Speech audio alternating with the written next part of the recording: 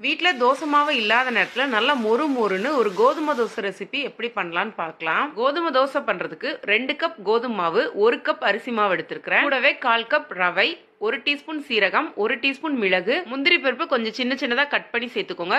1 table spoon சின்ன சின்னதா cut பண்ண இஞ்சி, பச்சை மிளகாய், கொத்தமல்லி தழை, கருவேப்பிலை, சின்ன சின்னதா கட் பண்ண வெங்காயம் கொஞ்சமா சேர்த்துக்கோங்க. துருவன கேரட், தேவையான அளவு உப்பு சேர்த்து இது எல்லாத்தையுமே நல்லா கலந்து எடுத்துக்கோங்க.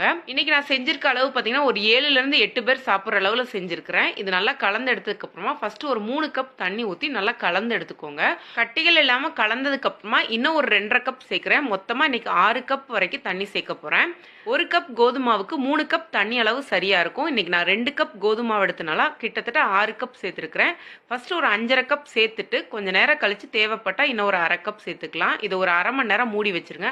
1/2 மணி நேரம் கழிச்சு எடுக்கும் போது பார்த்தீங்கன்னா கொஞ்சம் திக்கா இருந்ததுன்னா ஒரு 1/2 கப் தண்ணி சேர்த்துக்கோங்க. மாவு பார்த்தீங்கன்னா நல்லா இந்த அளவுக்கு நீர்க்க கரைச்சி எடுத்துக்கோங்க.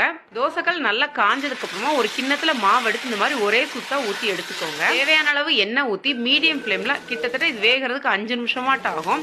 ஒரு பக்கம் நல்லா வெந்ததுக்கு அப்புறமா திருப்பி விட்டு 2 பக்கம் நல்லா வெந்ததுக்கு அப்புறமா எடுத்துருங்க. இந்த தோசை பார்த்தீங்கன்னா இடையில திருப்பக்கூடாது. திருப்பினீங்கன்னா உங்களுக்கு பிஞ்சு போயிடும். ஒரு பக்கம் நல்லா வெந்ததுக்கு அப்புறமா இன்னொரு பக்கமா திருப்பி எடுத்துக்கோங்க. நல்லா மொறு மொறுன்னு ரொம்ப டேஸ்டியான கோதுமை தோசை தயாராயிருச்சு. ட்ரை பண்ணி பார்த்துட்டு கமெண்ட் பண்ணுங்க. நன்றி, வணக்கம்.